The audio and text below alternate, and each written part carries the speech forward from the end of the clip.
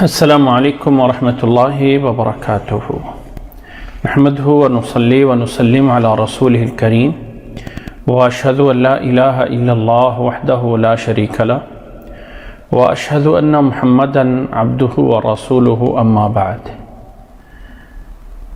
اللہ تعالیٰ نے ہمیں دین اسلام عطا فرمایا ہے اور یہ اللہ تعالیٰ کا بہت بڑا احسان ہے۔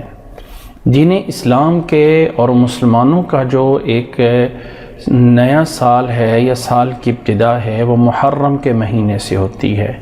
محرم کا مہینہ اس لحاظ سے بہت بڑا ایک عظیم مہینہ ہے کہ یہ حرمت والے مہینوں میں سے ہے، اور اللہ تعالیٰ نے قرآن مجید میں فرمایا ہے کہ اللہ تعالیٰ نے جب سے زمین و آسمان بنایا ہے، اللہ تعالیٰ نے مہینوں کی تعداد 12 رکھی ہے۔ منہا اربعۃ حرم ذالک الدین القیم فلا تظلموا فیہن انفسکم۔ تو سال کے 12 مہینوں میں 4 مہینے ایسے ہیں جو حرمت والے ہیں، یعنی احترام والے ہیں۔ ان 4 مہینوں کی عزت اور احترام کرو، اور ان 4 مہینوں میں خاص طور پہ اپنے آپ کو گناہوں سے بچاؤ۔ یہ اللہ تعالیٰ کا حکم قرآن مجید میں سورۃ التوبہ میں اللہ تعالیٰ نے فرمایا ہے۔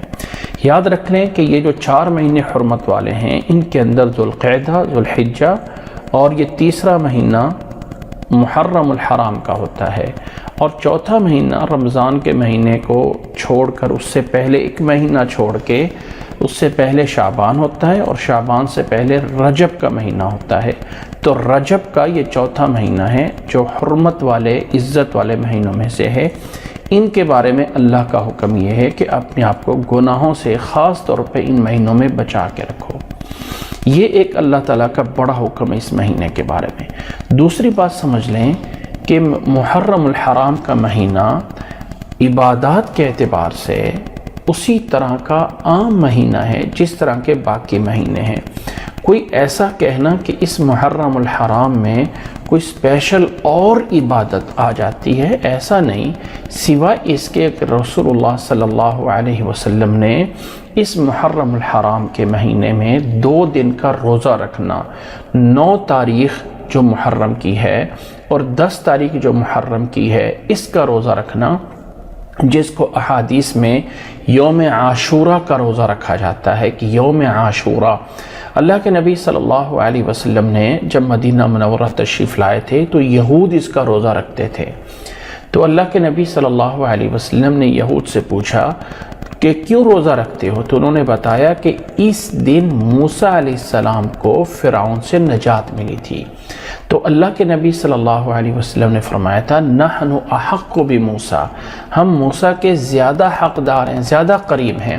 تو اللہ کے نبی صلی اللہ علیہ وسلم نے یہ یوم عاشورہ کے 10ویں کا روزہ رکھا، اور پھر اللہ کے نبی صلی اللہ علیہ وسلم یہود کی مخالفت کرتے تھے، تو آپ صلی اللہ علیہ وسلم نے فرمایا کہ آئندہ سال ہم 9 تاریخ کا روزہ بھی ساتھ رکھیں گے۔ وہ الگ بات ہے کہ آئندہ سال نہ آیا، لیکن اللہ کے نبی صلی اللہ علیہ وسلم کی طرف سے اب جو سنت ہے وہ 9 محرم کا اور 10 محرم کا روزہ ہے۔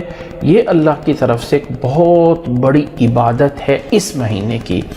اس کے علاوہ محرم کے مہینے میں کوئی ایسا عمل الگ سے کوئی ہو، الگ سے کوئی چیز کی گئی ہو، یہ کرنا ہے، یہ نہیں کرنا ہے، یہ جائز ہے، یہ ناجائز ہے، ایسا کچھ نہیں۔ انسان کہے کہ محرم کے مہینے کی وجہ سے میں لوگوں کو دعوتیں کر کے کھانا کھلا رہا ہوں، لوگوں کے لیے پانی بنا کے انہیں جو ہے وہ پلا رہا ہوں، تو اگر کوئی ایسا عمل محرم کے مہینے کے ساتھ وہ اٹیچ کرتا ہے تو یہ اللہ کے سے یا اللہ کے رسول صلی اللہ علیہ وسلم سے ثابت نہیں ہے، یہ بدعت ہو جائے گا۔ ویسے عام مہینوں کی طرح کوئی صدقہ خیرات کرتا ہے تو کوئی حرج نہیں ہے، لیکن اسپیشل محرم کے مہینے کو بیس بنا کے کہ اس میں کوئی اسپیشل کوئی ایک نیکی آئے گی، اسپیشل کوئی الگ سے جو ہے صدقہ ہوگا، تو یہ جائز نہیں۔ خاص طور پہ 9 اور 10 تاریخ کو کہ اللہ کے رسول صلی اللہ علیہ وسلم کی طرف سے روزہ رکھنے کا حکم ہے، اور اس دن لوگ پانی لگا کے بیچ رہے ہوتے ہیں۔ ایک تو ہے نبی کی سنت پہ عمل نہ کرنا، اور ایک ہے اس کی مخالفت کر کے لوگوں کو اس ٹائم پہ کھانے کھلاتے رہنا۔ انسان کو اللہ سے، اللہ کے رسول صلی اللہ علیہ وسلم کی مخالفت سے ڈرنا چاہیے۔ اللہ تعالیٰ اس سے محفوظ فرمائے۔ اس کے علاوہ بہت سے لوگ ہیں جو محرم میں شادیاں نہیں کرتے، حالانکہ کوئی ایسا معنی نہیں۔ اللہ کے نبی صلی اللہ علیہ وسلم نے سن 6 ہجری میں ذوالحجہ میں خیبر کی طرف اللہ کے نبی صلی اللہ علیہ وسلم نے غزوہ خیبر کیا، اور محرم سن 7 ہجری میں خیبر فتح ہوا، اور خیبر میں اللہ کے نبی صلی اللہ علیہ وسلم کی شادی حضرت صفیہ بنت حیی بن اخطب، اللہ کے نبی صلی اللہ علیہ وسلم کی امہات المومنین میں حضرت صفیہ بنت حیی، ان سے اللہ کے نبی صلی اللہ علیہ وسلم کی شادی خیبر کے فوری بعد خیبر کے فتح ہونے پہ ہوئی تھی، جو کہ محرم کا مہینہ تھا۔ تو محرم کے مہینے میں کوئی شادی بیاہ، کوئی ایسے سے روکنا، ایسا کچھ نہیں۔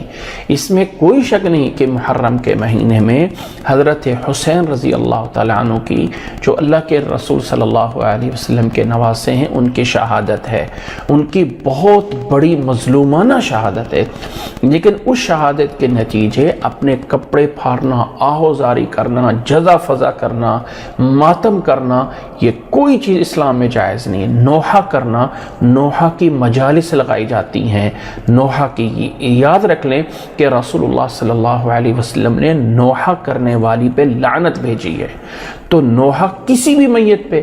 اب یہ ہے کہ نوحہ کی مجالس لگا کے یا ان مجلسوں کو سننا، یا آن لائن کوئی ایسی آڈیوز لگانا جس میں ماتم ہو رہا ہو، جس میں نوحہ ہو رہا ہو، جس میں یہ ہو رہا ہو، تو اسلام کے اندر محرم کے مہینے میں ایسا کچھ جائز نہیں ہے۔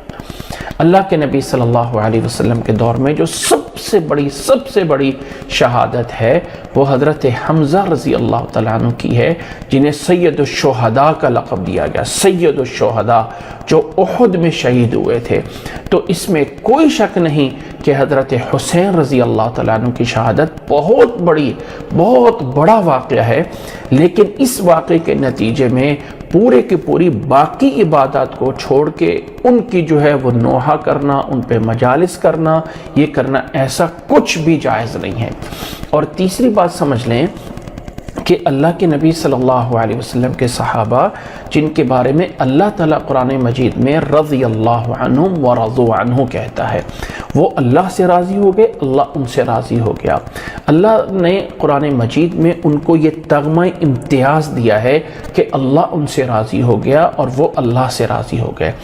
اللہ کے نبی صلی اللہ علیہ وسلم کے صحابہ کے بارے میں جو نظریہ رکھنا ہے، جو عقیدہ رکھنا ہے، ایک ہے ہسٹری کی کتابیں، تاریخ کی کتابیں، ان میں ہو سکتا ہے کہیں جھوٹ ہو، کہیں سچ ہو، کہیں کمی بیشی ہوگی ہو، لیکن اللہ کا قرآن جسے اللہ تعالیٰ نے نازل فرمایا ہے اور اللہ تعالیٰ نے اس کی حفاظت کرنی ہے، اس قرآن مجید میں بغیر کسی تفریق کے اللہ نے فرمایا رضی اللہ عنہ ورضوا عنہ۔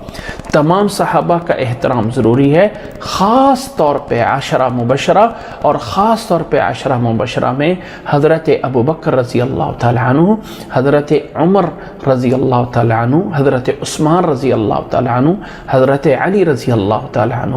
اللہ کے نبی صلی اللہ علیہ وسلم کے اہل بیت میں، آپ صلی اللہ علیہ وسلم کے گھرانے میں، آپ صلی اللہ علیہ وسلم کی بیویوں میں بیویاں ہیں جن میں حضرت عائشہ رضی اللہ تعالیٰ عنہ ہیں، حضرت خدیجہ رضی اللہ تعالیٰ عنہ ہیں، حضرت صفیہ رضی اللہ تعالیٰ عنہ ہیں، حضرت سودہ رضی اللہ تعالیٰ عنہ ہیں، حضرت ام حبیبہ رضی اللہ تعالیٰ عنہ ہیں، حضرت میمونہ رضی اللہ تعالیٰ عنہ ہیں۔ یہ تمام ازواج مطہرات اللہ کے نبی صلی اللہ علیہ وسلم کے اہل بیت میں شامل ہیں۔ تو اہل بیت کا احترام کرنا بھی لازم ہے، لیکن اہل بیت کا احترام کرتے کرتے دوسرے صحابہ کو برا بھلا کہنا یہ جائز نہیں ہے۔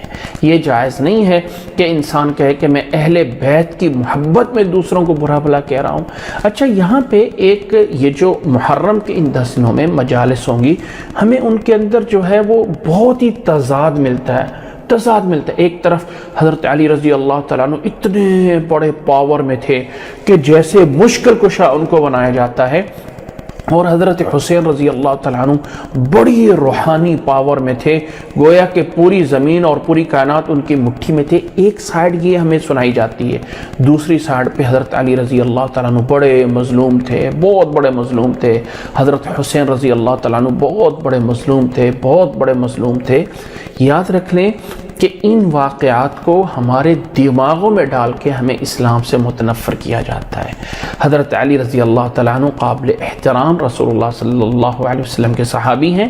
حضرت معاویہ رضی اللہ تعالیٰ عنہ رسول اللہ صلی اللہ علیہ وسلم کے صحابی ہیں۔ حضرت حسین رضی اللہ تعالیٰ عنہ رسول اللہ صلی اللہ علیہ وسلم کے صحابی ہیں۔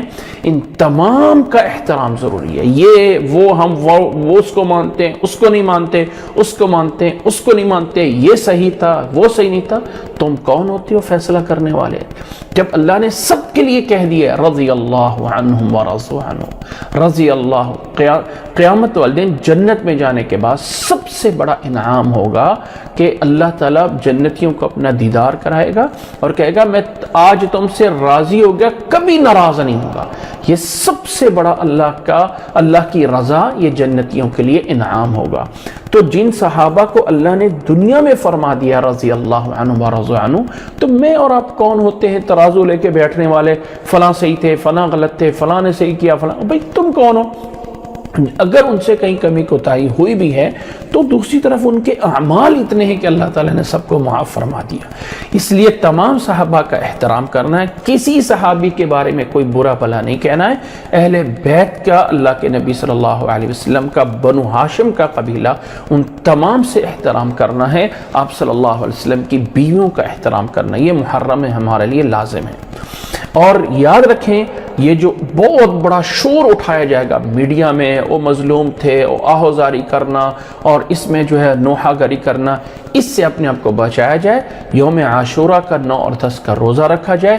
یہ ہے جو دین اسلام ہمیں سبق دیتا ہے، یہ ہے اسلام جو ہمیں افراط اور تفریط سے بچاتا ہے۔ غلو کرنا، حد سے آگے جو ہے وہ کراس کر جانا، اور یہ ہے کہ کہیں حد سے آگے جو ہے وہ کمی کوتاہی کر دینا، یہ جائز نہیں ہے۔ اس لیے صدقات جو عام مہینوں میں ہیں وہی اس مہینے میں جاری رکھیں، جو نفل عبادات عام مہینوں میں جاری ہے وہ اس میں کر سکتے ہیں۔ کوئی ایسی پابندی نہیں ہے کہ محرم میں شادی نہیں کر سکتے، محرم میں کوئی خوشی نہیں کر سکتے۔ اس میں کوئی شک نہیں کہ اگر حضرت حسین رضی اللہ تعالیٰ عنہ کی شہادت ہوئی ہے تو حضرت عمر رضی اللہ تعالیٰ عنہ کی بھی تو 1 محرم کو شہادت ہوئی تھی۔ حضرت عمر رضی اللہ تعالیٰ عنہ کو 28 ذوالحجہ کو زخمی کیا گیا تھا اور ان کی وفات 1 محرم کو تھی۔ اس لیے تمام یاد رکھیں، حضرت عمر بن خطاب رضی اللہ تعالیٰ عنہ اللہ کے نبی صلی اللہ علیہ وسلم کے دوسرے خلیفہ ہیں۔ کفر یہاں تک کہتا ہے کہ اگر ایک اور عمر پیدا ہو جاتے تو دنیا سے کفر کا نام و نشان مٹ جاتا۔ جنہوں نے بیت المقدس کے پہلے فاتحین ہیں، قبلہ اول انہوں نے فتح کر کے سب سے پہلے مسلمانوں کو دیا، اور جو ترقی مسلمانوں نے حضرت عمر رضی اللہ تعالیٰ عنہ کے دور میں کی ہے کسی اور دور میں نہیں کی ہے۔ اس لیے سب کا احترام ضروری ہے۔ قطعاً اپنے یہ جو شور میڈیا کی طرف اٹھے گا اس سے اپنے آپ کو بچائیے، اپنی عبادات میں پوری طرح متوجہ رہیں۔ کوئی بھی ایسے معمولات ہوں جن کو محرم میں کرنا ہو، کوئی شادی ہے، کوئی بیاہ ہے، کوئی منگنی ہے، سب کچھ کیا جا سکتا ہے، کسی پہ اسلامی لحاظ سے کوئی پابندی نہیں ہے۔ صحابہ کے بارے میں غلو کرنے سے بچا جائے، تمام کا احترام کیا جائے۔ کربلا کا جو واقعہ ہمارے سامنے بڑا ہی بڑھا چڑھا کے بیان کیا جاتا ہے، اتنی جزئیات جیسے کوئی ویڈیو کیمرہ لے کے وہاں پہ کھڑا تھا، یہ ہو رہا تھا، وہ ہو رہا تھا، یہ سب کا سب جھوٹ ہے۔ واقعہ یقیناً ہے لیکن اس طرح نہیں جس طرح ہمارے سامنے پیش کیا جاتا ہے۔ اللہ تعالیٰ ہمیں سمجھنے کی اور اللہ تعالیٰ ہمیں صراط مستقیم پہ، صحیح راستے پہ چلنے کی توفیق عطا فرمائے۔ اپنے آپ کو بدعات سے بچائیے، اپنے آپ کو گمراہیوں سے بچائیے، اور اللہ تعالیٰ سے اخلاص سے یہ دعا کرتے رہیں، اللہم اہدنا الصراط المستقیم، اہدنا الصراط المستقیم۔ اے اللہ ہمیں صحیح راستے پہ چلا، اے اللہ ہمیں صحیح راستے پہ چلا۔ گمراہی سے بچیں، دوسروں کو بھی پیغام دیں، خود بھی کریں۔ اللہ تعالیٰ ہمیں عمل کرنے کی توفیق عطا فرمائے۔ جزاکم اللہ احسن الجزا۔ السلام علیکم ورحمۃ اللہ وبرکاتہ۔